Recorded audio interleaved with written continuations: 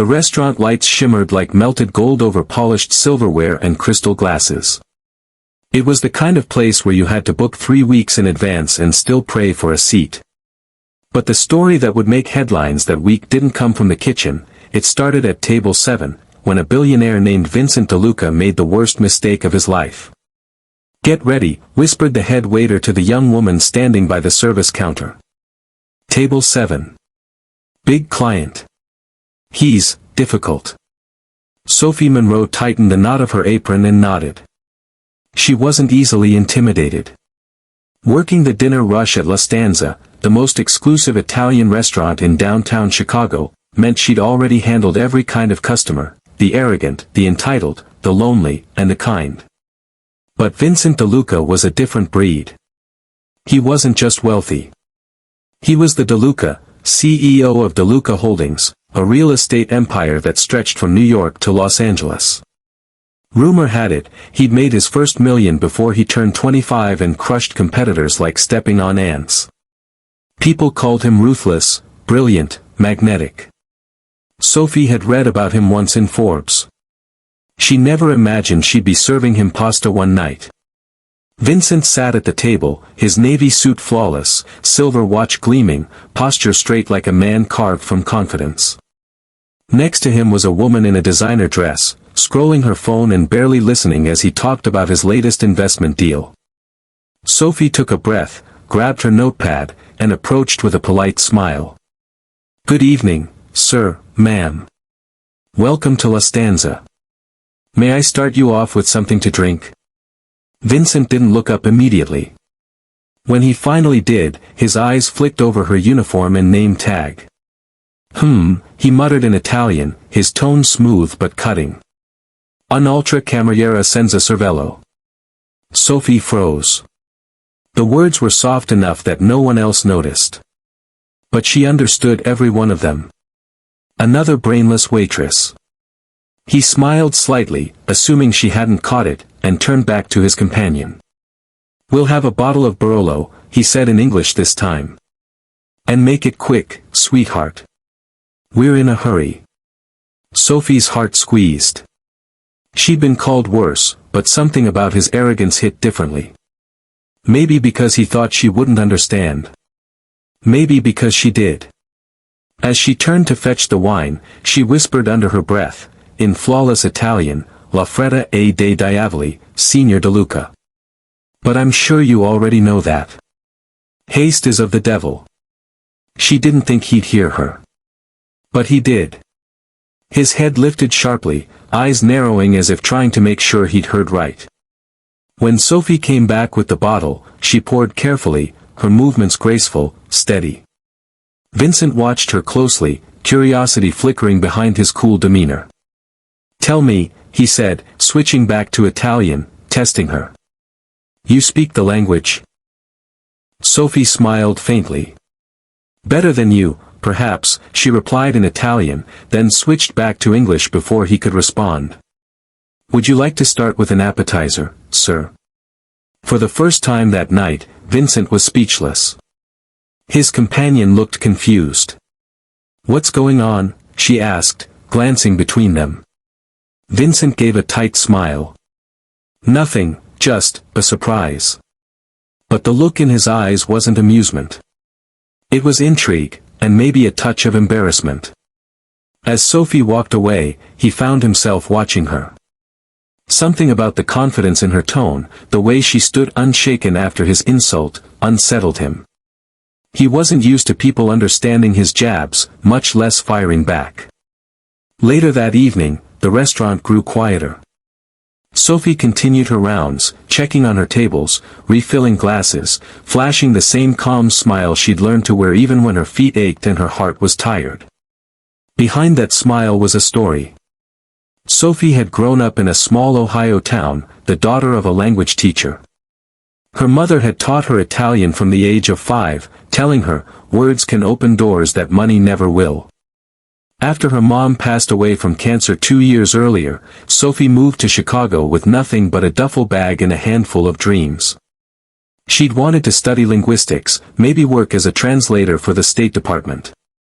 But tuition was too expensive. So she worked double shifts, saving what she could, hoping someday to go back to school. Now, standing under the soft glow of chandeliers, she wondered what her mom would say if she saw her, still fighting, still standing. At table 7, Vincent finished his meal, but his attention kept drifting toward Sophie. There was something about her, an intelligence she didn't try to hide, a quiet strength that demanded respect without asking for it. He wasn't used to that. When Sophie returned to clear the table, he spoke again, this time with a calculated charm. "You handle yourself well," he said in English. "Most waitresses would have cried if I said something like that." Sophie met his gaze evenly. "Most people don't need to cry when they know their worth, Mr. DeLuca." His brow arched. "So you did understand me." "I did," she said simply. "And I understood why you said it." He leaned back in his chair, intrigued. "Oh. Enlighten me." "You thought you could test someone weaker than you," she said quietly. "But it turns out, you picked the wrong person." The woman beside him chuckled awkwardly. "Vincent, maybe let's just." But he raised a hand, stopping her. His expression was unreadable. "You've got nerve," he said finally. "I'll give you that." Sophie placed the check on the table. "I don't need your approval," she replied softly. "Just your signature." Then she walked away. For the rest of the night, Vincent couldn't stop thinking about her. He wasn't used to being challenged, especially not by someone serving him dinner. Yet, there was something haunting in her words, something that made him question the mirror he'd been avoiding for years. When he left the restaurant, he glanced back through the glass window. Sophie was laughing with another waiter, exhaustion in her posture but light in her eyes. And for reasons he couldn't explain, that image stayed with him long after the night ended. The next morning, Sophie arrived early for her shift. She had 2 back-to-back tables and then a catering job later that evening. She was already calculating tips in her head when her manager, Lucas, called her over. "Sophie, someone's asking for you. Table 3. She frowned. "I just got here." Lucas shrugged. "Yeah, well, he said he'd wait until you came in. Looks important." When she stepped into the dining room, she froze. Vincent DeLuca sat there, alone, reading the newspaper like he owned the place. Which, knowing him, he probably could have. He looked up and smiled faintly. "Morning, Miss Monroe." "Mr. DeLuca," she said, keeping her tone professional. "We don't usually open this early for customers." "I made an arrangement," he replied smoothly. "I wanted to apologize. For last night." Sophie hesitated. "You made a reservation to apologize?" "Let's just say I'm not great with humility," he admitted. "But I was wrong. And I thought the least I could do is say it to your face." She crossed her arms lightly. "I appreciate that. But you didn't have to come here for me." "I did," he said. "Because I realized something." He paused, eyes serious now. "You reminded me of my mother." Sophie blinked. "Your mother?" "She was an immigrant," he said quietly. "From Naples. She worked 3 jobs when I was a kid. I used to hear her cry sometimes, but she always smiled in front of me. I think I lost that part of her in me. I became the man she told me never to be." The honesty in his tone caught her off guard. For a moment, he wasn't a billionaire or a headline. He was just a son trying to reconcile who he'd become. Sophie didn't say anything. She simply nodded, a small understanding smile touching her lips.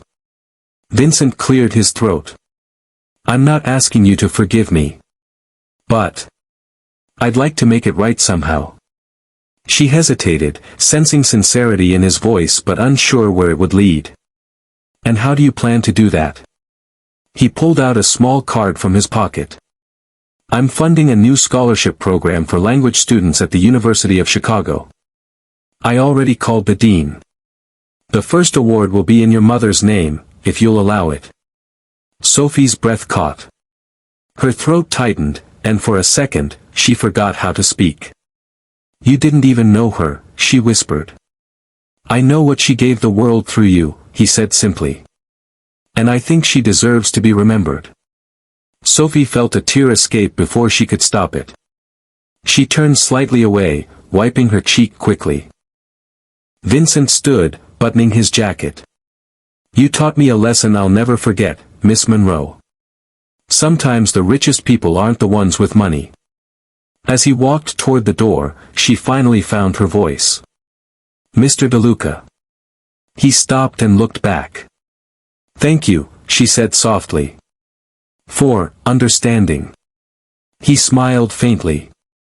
No, Miss Monroe. Thank you for reminding me. But that wasn't the end of their story. What Sophie didn't know was that Vincent's decision that morning would change both their lives in ways neither could imagine. Because a few days later, a letter arrived at her apartment, with the university's seal and her name written across it in bold, elegant script. And inside it was an offer that would make her cry for hours. The letter was heavier than paper should ever feel. Sophie sat on the edge of her worn couch, staring at it, afraid to open it. She'd never received an envelope with the University of Chicago seal before. Her heart thudded like a drum as she slid her finger under the flap. Inside was a formal letter on thick parchment. Congratulations, Miss Monroe. You have been selected as the first recipient of the Maria DeLuca Language and Culture Scholarship. For a moment, Sophie didn't move. Her brain needed time to catch up with what her eyes were reading. Then her breath trembled, and tears began falling, first slowly, then in waves she couldn't control. Her mother's name. Her mother's name. Vincent DeLuca hadn't just kept his word, he'd immortalized the woman who taught Sophie everything about strength, compassion, and grace. That night, Sophie couldn't sleep.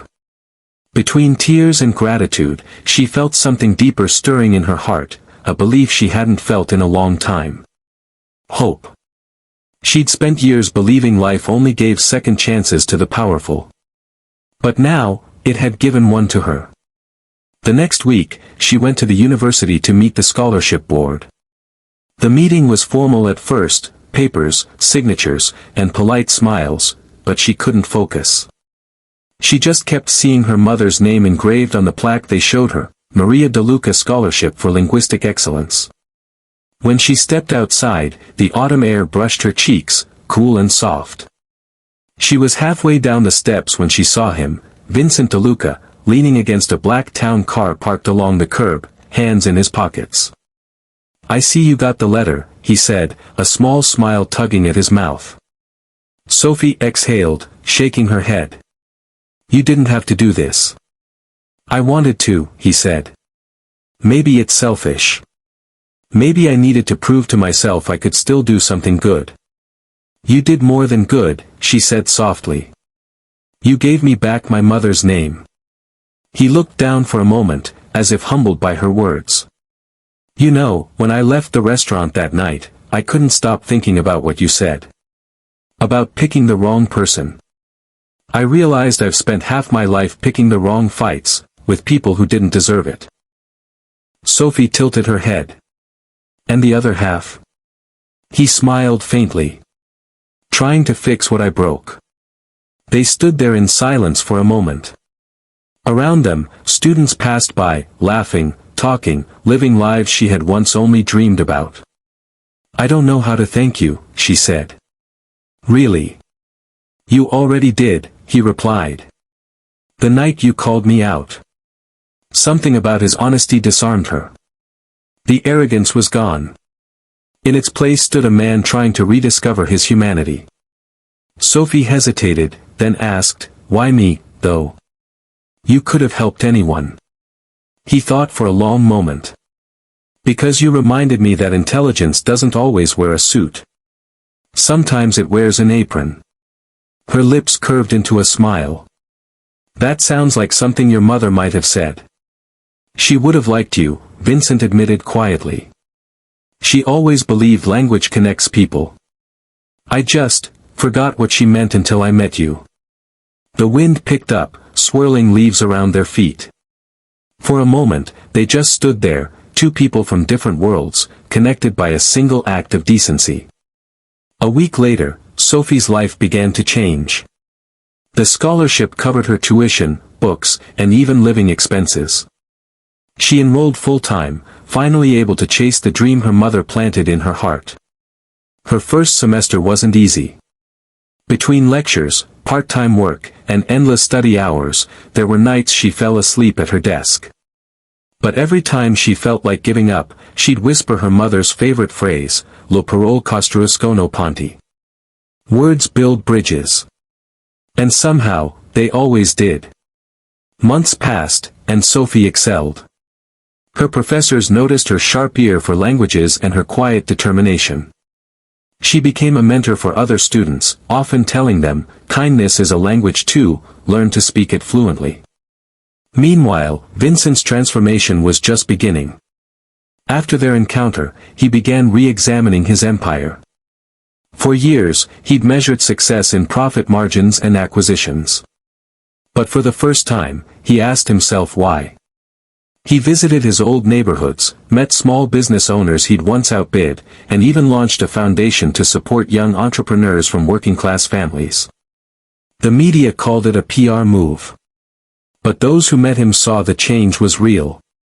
One evening, almost a year later, Sophie received an email invitation from the DeLuca Foundation. It was for an event, Bridging Voices, a celebration of global language and culture. She hesitated at first. Public events made her nervous. But curiosity, and gratitude, won. When she arrived at the gala, the ballroom glittered with chandeliers and laughter. Guests mingled over champagne, discussing culture and philanthropy.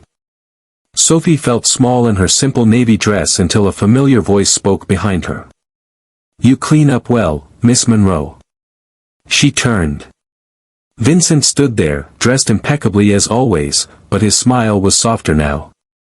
"Mr. DeLuca," she greeted, a little shyly. He extended his arm toward the stage. "Come on. There's someone I want you to meet." She followed him through the crowd until they reached a small group of students near the display for the scholarship program. On the centerpiece table stood framed photos, her mother's included.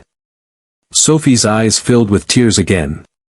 "These students," Vincent said, "are this year's recipients. They're here because of you." Sophie blinked, confused. "Because of me?" He nodded. "After your story spread through the university, applications for the program tripled. You didn't just inspire me, Sophie. You inspired them."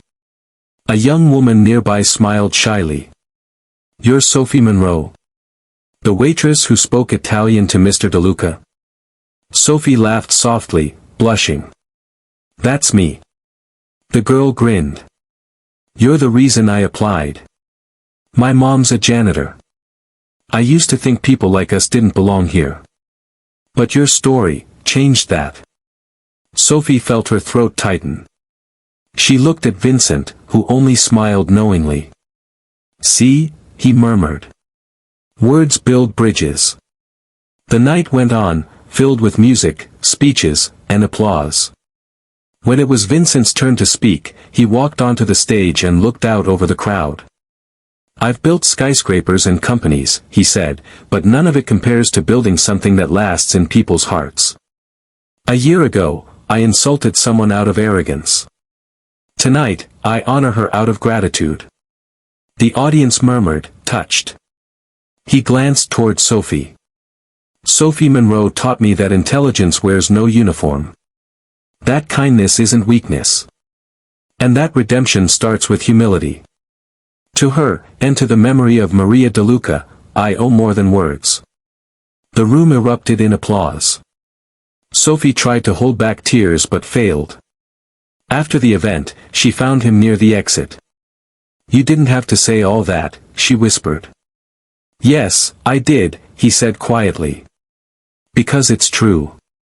There was a pause, a long one that held years of understanding in silence. Sophie smiled. You know, if my mom were here, she'd probably say something poetic about all this. Vincent chuckled. Like what? She'd say, Sophie answered, thinking, sometimes the universe speaks Italian, just to teach us a lesson. They both laughed. The kind of laugh that comes from healing, not humor. As they stepped outside, the night air was cool and clean. The city lights reflected in the river like broken stars. Vincent turned to her. So, what's next for you, Miss Monroe? She smiled, her eyes shining. Graduate. Travel. Maybe teach. But mostly, keep proving that people can change. He nodded slowly. You already have. They stood there for a while, side by side, quiet but connected. Two souls who met by chance, one humbled, one lifted, and together they'd rewritten what kindness could do.